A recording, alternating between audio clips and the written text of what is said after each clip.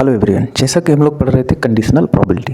Conditional probability मतलब कि जैसे मान लीजिए कोई भी दो इवेंट अगर हमें दिए गए हैं और वो सेम सैंपल स्पेस से क्या है, एसोसिएटेड हैं, सेम सैंपल स्पेस से बिलोंग करते हैं। मान लो कोई इवेंट ई है जो कि सैंपल स्पेस एस से बिलोंग कर रहा है, एंड कोई इवेंट एफ है वो भी उसी सेम सैंपल स्पेस से बिलोंग कर रहा है। और उसके बाद अगर हमें कोई कहें आप प्रोबेबिलिटी बताइए इवेंट ई का एफ के रिस्पेक्ट में, मीन्स एफ हमारा हो चुका है, ई का प्रोबेबिलिटी बताना है, तो ऐसे सिचुएशन में हम लोग क्या करते हैं कि दोनों इवेंट का इंटरसेक्शन लेते हैं, ठीक। और उसके बाद जो है जो इवेंट हमारा पहले से ही पता है, जो दिया गया है या जो अकर हो चुका है, उसकी प्रोबेबिलिटी को से हम लोग डिवाइड कर देते हैं। या अगर वो लोग हमसे ऐसे कहें आप प्रोबेबिलिटी आप एफ बताइए, ई हो चुका है, तो हम लोग क्या करेंगे, फिर वही काम करेंगे, दोनों का इंटरसेक्शन, ठीक। और उसके बाद जो है जो इवेंट हो चुका है पहले से ही, उसकी प्रोबेबिलिटी मतलब नीचे वाला इवेंट जो पहले से कहा जाएगा कि ये दिया गया है या ये हो चुका है, ठीक। तो ये है हमारा कंडीशनल प्रोबेबिलिटी। तो आइए हम लोग क्वेश्चन नंबर 12 देखते हैं। क्वेश्चन नंबर 12 में कह रहे हैं assume that each born child is equally likely, मतलब टू बी बॉय और गर्ल। कह रहे ये मानकर चलिए जो बच्चे या बच्चियाँ जन्म लेते हैं वो इक्वली लाइकली हैं। तो सिंपल सी बात है, अगर जो भी बच्चा जन्म ले रहा है वो या तो लड़का हो सकता है या तो लड़की हो सकता है। तो कहने का मतलब ये है वो कह रहे हैं कि मान के चलिए जो है ये क्या है, इक्वली लाइकली है, मतलब चाहे बच्चा जन्म ले या बच्ची जन्म ले उनकी प्रोबेबिलिटी क्या है, 1/2 है। इक्वली लाइकली कहने का मतलब प्रोबेबिलिटी क्या है, सेम है, प्रोबेबिलिटी क्या है, सेम है। तो आप हमें ये बताइए कोई बच्चा अगर जन्म ले रहा है तो वो या तो लड़की हो सकता है या तो लड़का हो सकता है, दो ही पॉसिबिलिटी बन रहे हैं। तो किसी भी आप चाहे बच्चे चाहे लड़के या लड़की की प्रोबेबिलिटी निकालेंगे तो 1/2 आएगा, ठीक है। तो कहने का मतलब ये है कि जो बच्चा जन्म ले रहा है वो क्या है, इक्वली लाइकली है, मीन्स उनकी प्रोबेबिलिटी क्या है, सेम है, ओके, चाहे वो लड़का हो चाहे लड़की हो। If a family has 2 children, कह रहे हैं फैमिली के पास क्या है, 2 चिल्ड्रन है। तो इधर देखिएगा, पहले हम लोग यहीं से डिकोड करते हैं। फैमिली है, ठीक, सॉरी फैमिली है, इसके पास क्या है, 2 चिल्ड्रन है। अच्छा, अब ये 2 चिल्ड्रन क्या हो सकते हैं, अब इसी के अकॉर्डिंग हमारा क्या बन जाएगा, सैंपल स्पेस बन जाएगा। मीन्स हो सकता है कि दोनों चिल्ड्रन क्या हो, लड़के हों, बॉय, या एक लड़का हो दूसरी लड़की हो, या पहला लड़का हो लड़की हो दूसरा लड़का हो जाए, या दोनों क्या हो, लड़की हो। तो ये हमारा क्या हो गया, पॉसिबिलिटी हो गया। आगे क्वेश्चन पढ़ते हैं। कह रहे हैं what is the conditional probability. यहाँ देखिएगा कंडीशनल प्रोबेबिलिटी मेन बात होती है क्वेश्चन को पकड़ना कि क्या दिया गया है, किसकी प्रोबेबिलिटी किसके रिस्पेक्ट में पूछे हैं। तो यहाँ देखिए कह रहा है what is the conditional probability that कि बोथ आर गर्ल्स, हमसे किसकी कंडीशनल प्रोबेबिलिटी पूछे हैं, बोथ आर गर्ल्स।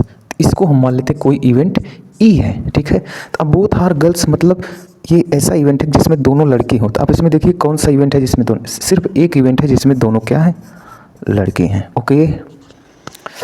उसके बाद कह रहा है गिवन दैट, देखिए यहाँ पर दिया गया है, यही जो दिया रहता है ना इसी के रिस्पेक्ट में हमको क्या करना पड़ता है, जिसकी प्रोबेबिलिटी पूछा जाता है उसको बताना पड़ता है। तो गिवन दैट क्या दिया गया है, पहले वाले केस में दिया गया है the youngest is a girl, मतलब बड़ी वाले जो पहला होगा जो नौजवान होगा वो क्या होगा, वो लड़की होना चाहिए। यंग मतलब नौजवान ही होते हैं शायद, जो भी हो मान कर चलते हैं कि पहला जो होगा वो लड़की मान कर चलते हैं। The youngest is a girl, first case कि कह रहा है कि यंगेस्ट क्या होना चाहिए, गर्ल होना चाहिए। तो पहले केस में उन्होंने जो दिया है इवेंट, उसमें क्या कह रहा है जो यंगेस्ट है वो क्या होना चाहिए, गर्ल होना चाहिए। तो भाई या तो ये इसमें कौन कौन से केस आ सकते हैं, यंगेस्ट गर्ल होने का मतलब ये वाला आ सकता है और ये वाला आ सकता है। इसमें तो क्या है, बॉय है, इसमें पहले क्या है, बॉय है, तो हम इसको मान के चलते हैं ये girl boy and girl girl, the youngest is girls, okay. अच्छा यहाँ पर देखिएगा, उसके बाद अब हमें इसकी प्रोबेबिलिटी बताना है। तो दिया क्या है कि सर कह रहा है कि जो यंगेस्ट है वो लड़की होना चाहिए, तो भाई यंगेस्ट जो है लड़की हो जाएगा, लेकिन दूसरे के बारे में हमें बताया नहीं, तो दूसरा लड़का या लड़की कुछ भी हो सकता है। तो प्रोबेबिलिटी क्या हो जाएगी, probability of E given F, means probability of E मतलब दोनों गर्ल होने चाहिए, प्रोबेबिलिटी ऑफ दोनों गर्ल हो, जहाँ पे हमें दिया गया है कि यंगेस्ट क्या होनी चाहिए, गर्ल होनी चाहिए। आप इसकी जो प्रोबेबिलिटी फाइंड करेंगे तो क्या लिखते हैं, probability of E intersection F upon P F. तो probability of E intersection F मतलब ई इंटरसेक्शन एफ में कौन एलिमेंट आ रहे हैं, तो आप यहाँ देखिएगा ई इंटरसेक्शन एफ, जब आप ई इंटरसेक्शन एफ लेंगे मतलब जो दोनों में कॉमन है तो वो तो सिर्फ एक एलिमेंट आ रहा है। तो हमें किसी भी इवेंट की प्रोबेबिलिटी लिखनी होती है तो क्या करते हैं, number of element in that event upon number of element in sample space upon, वैसे ही number of element in F event upon number of element in sample space. ठीक, तो आप चाहे अब जो है इनकी प्रोबेबिलिटी ऐसे लिखो, कैसे कि sir number of element in E intersection F कितने हैं, 2, 1 हैं तो 1 भाई, number of element in sample space 4 हैं upon number of element in F कितने हैं सर जी 2 हैं, और number of element in sample space 4 है। तो आप देखोगे ना कि सैम्पल स्पेस वाला हमेशा आपको कटता हुआ दिखाई देगा।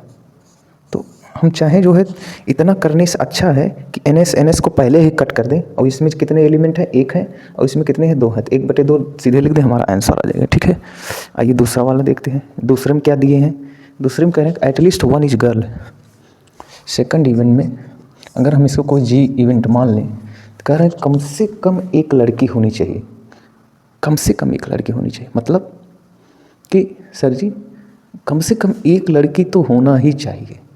अच्छा, तो इसमें देखो कम से कम एक लड़की, मतलब अगर दोनों बॉय हो गए तो उसे हमें नहीं लेना है, कम से कम एक लड़की चाहिए ही। तो ज़्यादा से ज़्यादा कितना ले सकते हैं, जितने पॉसिबल होंगे। यहाँ देखिए ये भी यानी हमारे फेवर में है, ये भी है, ये भी, क्योंकि इसमें एक एक लड़की है और यहाँ दोनों लड़के हैं, लेकिन इसमें लड़की है ही नहीं तो इसको नहीं लेंगे। तो इवेंट जी में क्या आ जाएगा, अरे सर इसको कुछ और इवेंट मान लेते हैं, एच मान लेते हैं।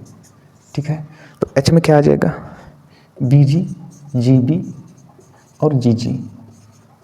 ठीक, अब हमें प्रोबेबिलिटी बताना है कि दोनों लड़की हों उसकी क्या प्रोबेबिलिटी होगी अगर कम से कम एक लड़की हो, मतलब H के रिस्पेक्टिव। तो probability of event E with respect to H क्या हो जाएगा, देखिएगा यहाँ पर इधर, तो हम लोग लिखेंगे probability of E intersection H upon P H जो हो चुका है। वेट करना, कैमरा चेक कर लें, 1 मिनट, कैमरा चालू ही नहीं, क्या चालू तो है भाई, कैमरा चालू है, ठीक है। तो बताइए, तो अभी हम लोग इसको कैसे सॉल्व किए थे, sir ji number of element in E intersection H upon number of element in sample space. ठीक, उसके बाद हम लोग क्या लिखते हैं कि number of element in H upon number of element in sample space, तो इसको पहले ही हटा देते हैं, N of E intersection H upon NH। Number of element in E intersection H क्या होगा, E इंटरसेक्शन H हम लोग निकाले हैं, नहीं निकाले हैं जी। तो E में हमारे GG है, आइए E हमारा क्या है, GG है। तो आप लोग बताइए E इंटरसेक्शन H क्या हो जाएगा, जो दोनों में आना चाहिए, तो GG 1। तो इसमें कितने एलिमेंट हैं, काउंट करो, एक ही तो है, तो ये क्या हो गया 1 upon number of element in H 3 है, 1 2 3, तो इसकी प्रोबेबिलिटी क्या हो गई 1/3 हो गई। तो ये इसको आप लोग अपने अकॉर्डिंग चेंज कर लेना, होगा वही ठीक है। हमको भाई यंगेस्ट ओल्डेस्ट ये सब नहीं पता, क्वेश्चन करना आना चाहिए। आप किसी भी यंगेस्ट मतलब जो नए एज के बच्चे हैं, ठीक है, तो ये थोड़ा सा पलट दोगे तो जो पीछे वाले होंगे वो गर्ल्स होने चाहिए, ठीक है। तो यंगेस्ट ओल्डेस्ट ये सब आप समझ लेना, बाकी सब ठीक है, okay. And instructor has a question bank. अच्छा, इंस्ट्रक्टर के पास क्या है, क्वेश्चन बैंक है। अच्छा, आप लोग हमें ये बताइए सर जी अगर हम अकाउंट वाले मतलब पैसे वाले की बात करें, पैसे वाले बैंक में पैसा होता है, ब्लड बैंक में ब्लड रहता है, ठीक है। तो वैसे ही क्वेश्चन बैंक में क्या रहेगा, क्वेश्चन रहेगा। तो ये मान लीजिए क्वेश्चन बैंक है, क्वेश्चन बैंक, ठीक, जरा ध्यान से सुनिएगा। An instructor has question bank consisting of 300 easy true false question and 200 difficult true false question। उसके पास जो है क्वेश्चन बैंक में 300 इजी ट्रू फॉल्स क्वेश्चन है और 200 डिफिकल्ट ट्रू फॉल्स क्वेश्चन है, ओके। आगे देखिएगा, 500 easy multiple choice question and 400 difficult multiple choice question, ठीक है। यानी उसके पास 2 तरह के क्वेश्चन है, कैसे हैं इधर देखिएगा, 2 तरह के क्वेश्चन है। एक तो ट्रू फॉल्स के हैं, ट्रू फॉल्स, और एक तो है क्या MCQ के हैं। किसके हैं, MCQ। इन दोनों में भी वैरायटी है, इसमें भी वैरायटी है। क्या है, ट्रू फॉल्स में 300 क्वेश्चन कैसे हैं, इजी हैं, 300 इजी ट्रू फॉल्स के क्वेश्चन हैं, ओके। एंड इसमें 200 कितने हैं, डिफ़िकल्ट है। 200 क्या है, डिफ़िकल्ट क्या है, ट्रू फॉल्स के क्वेश्चन है। अच्छा, एमसीक्यू में भी 500 क्या है, इजी है। इसमें भी 500 इजी एमसीक्यू है और 400 क्या है, डिफ़िकल्ट है, डिफ़िकल्ट एमसीक्यू क्वेश्चन। ठीक है, ये पूरा हमें जो है दिया गया है। अच्छा, उसके बाद कह रहा है if a question is selected at random, मतलब उनमें से कोई एक क्वेश्चन सेलेक्ट कर लिया जाता है बिना देखे। ठीक है, ध्यान देना, एट रैंडम कोई क्वेश्चन, रैंडम एक्सपेरिमेंट का मतलब समझ रहे हो ना, पता नहीं है क्या सेलेक्ट कर रहे हो, लेकिन सेलेक्ट कर रहे हो जो दिया गया है उसी में से कोई एक क्वेश्चन। ठीक है, at random from the question bank. Okay, question bank से। उसके बाद क्या कह रहा है, what is the probability that it will be an easy question. अच्छा, यहाँ से आप लोग ध्यान से देखिए, किसकी प्रोबेबिलिटी पूछ रहा है, कह रहा है what is the probability that it will be an easy question, मतलब इजी क्वेश्चन की प्रोबेबिलिटी पूछ रहा है। अच्छा, आइए इधर आइएगा, यानी इस इजी वाले क्वेश्चन को अगर हम कोई इवेंट ई मान लें तो इधर देखिएगा कि इवेंट ई होगा क्या। सर जी, इवेंट ई में इजी क्वेश्चन आ रहे हैं, ये कैसा इवेंट है सर जी, इवेंट ई क्या है सर जी, इवेंट ई में इजी क्वेश्चन है। कैसे क्वेश्चन है, इजी क्वेश्चन है, क्योंकि कह रहा है what is the probability of an easy question. ठीक है, तो इजी क्वेश्चन इवेंट ई मान लेते हैं, जो इजी क्वेश्चन के इवेंट बन रहा है उसको अगर हम ई से डिनोट करें तो बताइए इवेंट ई में क्या आएगा सर जी, इवेंट ई में 300 इजी ट्रू फॉल्स के भी क्वेश्चन हो सकते हैं या 500 एमसीक्यू के भी इजी वाले क्वेश्चन हो सकते हैं, क्योंकि ये इजी का सेट है ना, तो एमसीक्यू भी इनमें से जो इजी वाले हैं सब आ सकते हैं। कहानी का मतलब ये हो गया सर कि अगर नंबर ऑफ़ एलिमेंट पता करें इसमें इजी कितने होंगे तो 300 में से कोई, आप हमें ये बताइए इन सब में से कोई एक क्वेश्चन सेलेक्ट कर रहा है, 300 C1 एंड 500 C1, तो टोटल कितने क्वेश्चन हो जाएंगे, 5 300 प्लस 800 मीन्स टोटल कितने हो गए, 800 हो गए। 800 इनके पास क्या है, इजी क्वेश्चन है। ठीक है, उसके बाद क्या करें, गिवन दैट, देखिए यहाँ पर कंडीशनल प्रोबेबिलिटी में हमेशा गिवन दैट दिया रहेगा, given that it is a multiple choice question. तो अगर ये जो दिया गया इवेंट है इसको हम एफ मान लें तो एफ क्या हो सकता है, यहाँ पर देखिएगा तो एफ क्या है, मल्टीपल चॉइस क्वेश्चन है। एफ क्या है, एमसीक्यू है। अच्छा, अब एमसीक्यू आप ले रहे हो तो इसमें इजी भी है, डिफ़िकल्ट भी है, यानी एफ के अंदर क्या क्या आ सकता है सर, एफ के अंदर आ सकता है 500 इजी एमसीक्यू, कामा 400 डिफ़िकल्ट एमसीक्यू हो सकता है। यानी कहने का मतलब अगर टोटल क्वेश्चन नंबर की बात करें कितने क्वेश्चन एफ में आ रहे होंगे, 500 C1 या 400 C1 मीन्स आ गए 500 प्लस 400 मीन्स 900। इसमें कितने क्वेश्चन है, 900 है। अच्छा, हमसे प्रोबेबिलिटी किसका पूछा है, प्रोबेबिलिटी पूछा है इवेंट ई का, जिसमें से एफ दिया गया है। तो जब ऐसा आ जाए कोई एक इवेंट की प्रोबेबिलिटी पूछा और दूसरा इवेंट दिया गया हो उसके रिस्पेक्ट में, मीन्स दिए हुए इवेंट के रिस्पेक्ट में, सिंपल सी बात है वो कंडीशनल प्रोबेबिलिटी की बात कर रहा है। यानी आपसे पूछ रहा है probability of E given F, means आप बताइए कि it will be an easy question, probability of easy question यदि दिया गया है क्या, वो मल्टीपल चॉइस क्वेश्चन हो, तो आप क्या करते हो कि दोनों का इंटरसेक्शन की प्रोबेबिलिटी, ठीक, अपॉन जो इवेंट दिया गया उसकी प्रोबेबिलिटी। और इसे ही आप लोग क्या लिखते हो sir ji, number of element in E intersection F upon number of element in sample space, और एफ की क्या लिखते हो, number of element in F upon number of element in sample space. तो इसको वैसे ही काट दो, तो आगे number of element in E intersection F upon number of element in F. आप ई इंटरसेक्शन एफ में पता कर लो कितने क्वेश्चन आ रहे हैं।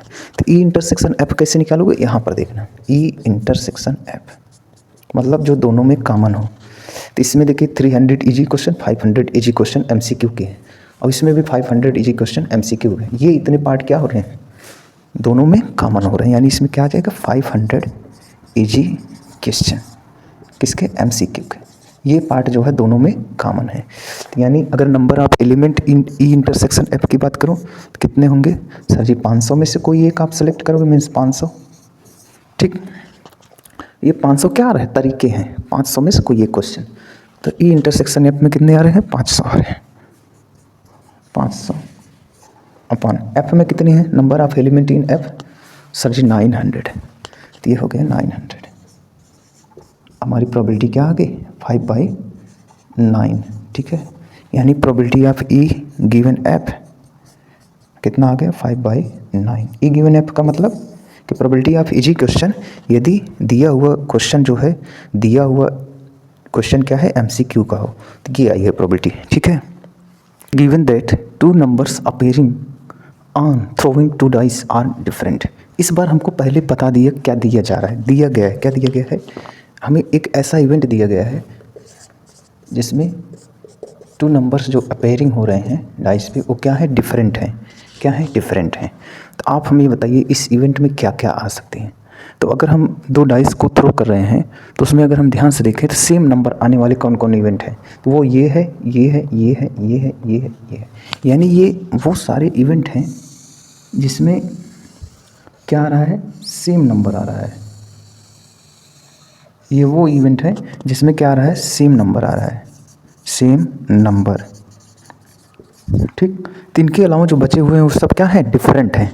यानी इस इवेंट एफ में क्या क्या आ सकता है सर जी 1,2 से लेके 1,3, 1,4, 1,5, 1,6, ऐसे ही 2,1 से लेके 2,3, 2,4, 2,5, 2,6, ऐसे ही 3,1 से लेके 3,2, 3,3 नहीं आएगा क्योंकि सेम है, तो 3,4, 3,5, 3,6, ऐसे ही 4,1 से लेके 4,2, 4,3, 4,5 और 4,6, वैसे ही 5 से लेके 5,1, 5,2, 5,3, 5,4, 5,6 और 6,1 से लेकर 6,5 तक।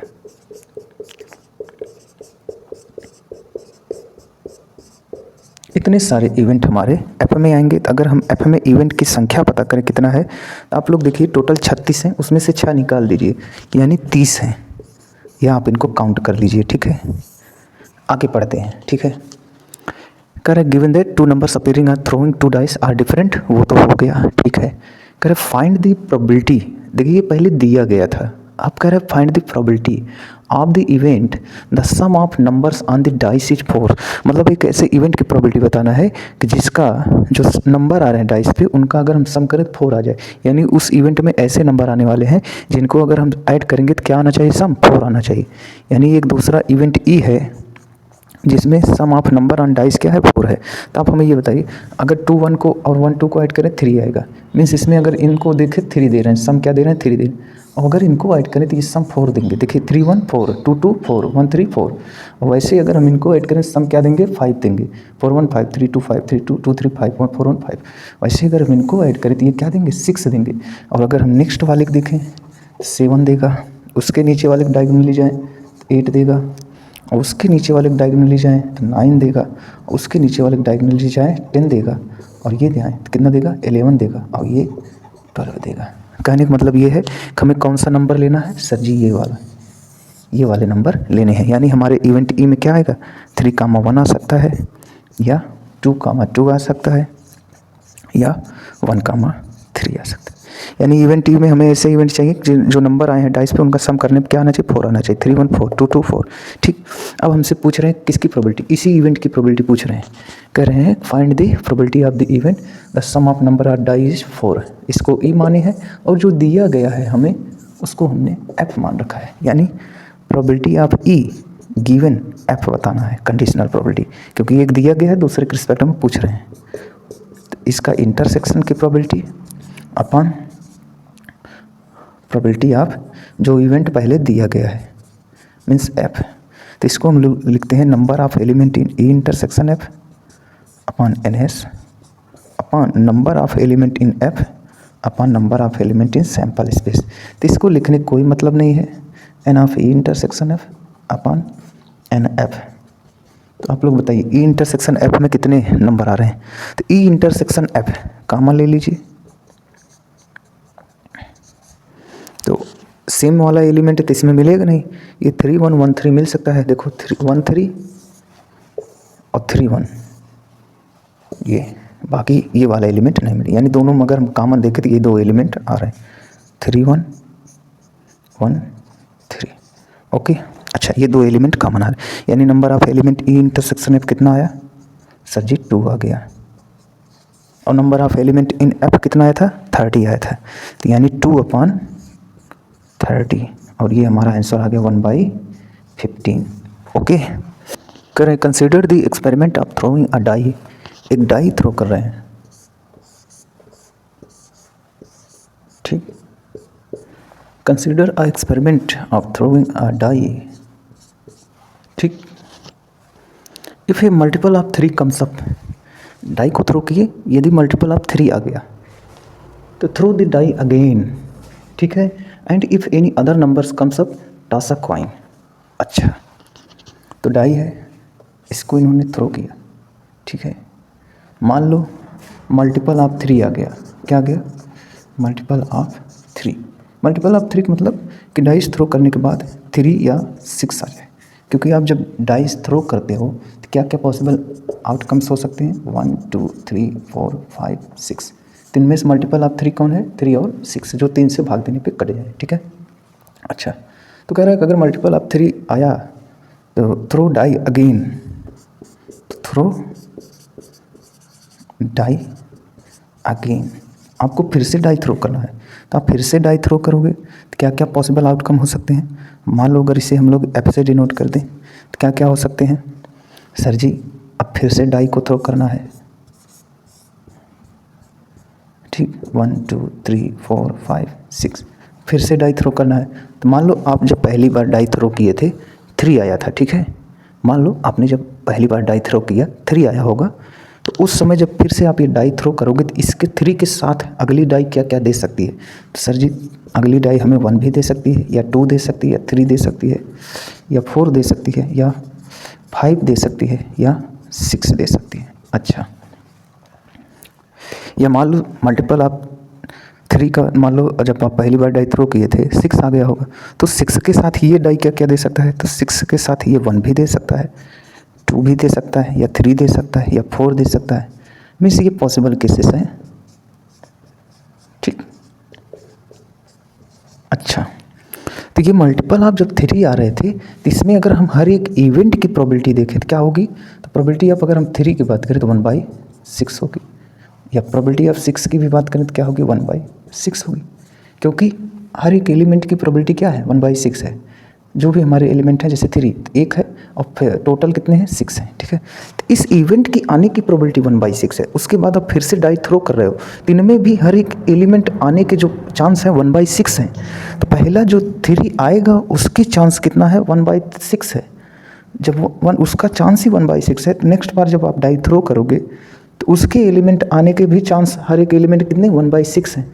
यानी हर एक, अब इस बार इवेंट हर एक इस एलिमेंट की बात करूँ प्रोबेबिलिटी क्या होगी, तो आप देखोगे हर एक एलिमेंट की प्रोबेबिलिटी क्या होगी sir ji, probability of 3 into probability of 1 means 1/6 into 1/6। ऐसे ही अगर हम इसकी भी बात करेंगे तो इसकी प्रोबेबिलिटी क्या हो जाएगी 1/6 इंटू 1/6 मीन्स 1/36। तो इस बार हर एक इस जो सेट एफ मिला है इसमें हर एक एलिमेंट की भी प्रोबेबिलिटी क्या है 1/36 है आने की। क्यों? क्योंकि आप जब ये डाई थ्रो कर रहे हो तो इसमें से 3 या 6 मिल ही जाए, इसके चांस 1/6 हैं, और उसके बाद जब डाई थ्रो करोगे तो इस नेक्स्ट एलिमेंट आने के भी चांस 1/6 हैं। तो ये क्या है, दोनों क्या है इंडिपेंडेंट है, तो ये क्या हो रहे हैं मल्टीप्लाई हो रहे हैं। तो इस बार हर एक एलिमेंट के आने के चांस भी क्या है 1/36 है, ठीक है। तो इसकी जो है ये चांसेस हैं। मान लो मल्टीपल ऑफ 3 नहीं आया, इफ नॉट मल्टीपल ऑफ 3, अगर मल्टीपल ऑफ 3 नहीं आए तो क्या क्या हो सकते हैं सर जी, 1 आ सकता है, या 2 आ सकता है, या 4 आ सकता है, या 5 आ सकता है, इनमें से कोई एक। तो उसके बाद क्या कर रहे हैं टॉस अ कॉइन, अगर मल्टीपल ऑफ 3 नहीं आ रहा है तो कॉइन टॉस करिए, तो कॉइन टॉस करना है।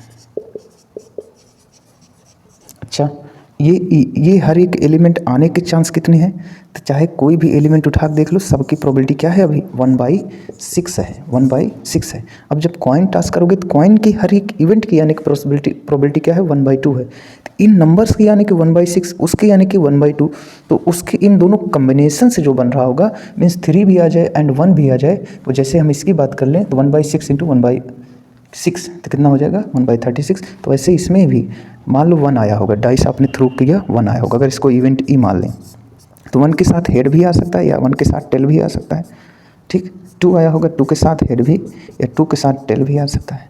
उसके बाद 3 आया होगा, 4 आया होगा, 4 के साथ हेड भी या 4 के साथ टेल भी आ सकता है। 5 आया होगा, 5 के साथ हेड भी या 5 के साथ टेल भी आ सकता है।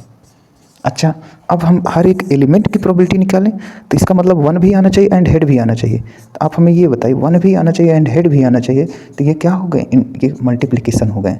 कौन से थ्योरम लगेगा, मल्टीप्लिकेशन लगेगा।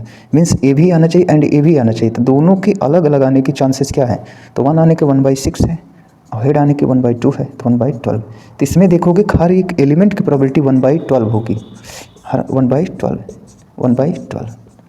और इसमें हर एक एलिमेंट दोनों डाइस ही हैं, तो इस वाले डाइस की 3 आने की चांस 1/6, इसके 1 आने के 1/6, तो इस पूरे एलिमेंट आने की प्रोबेबिलिटी क्या होगी, मीन्स जिसमें 3 भी आ जाए 1 भी आ जाए तो 1/6 इंटू 1/6, 3 भी आ जाए 2 भी आ जाए तो 1/6 इंटू 1/2। तो इसमें हर एक एलिमेंट आने के 1/36 और इसमें हर एक एलिमेंट आने की 1/12। उसके बाद क्या करें find the conditional probability of the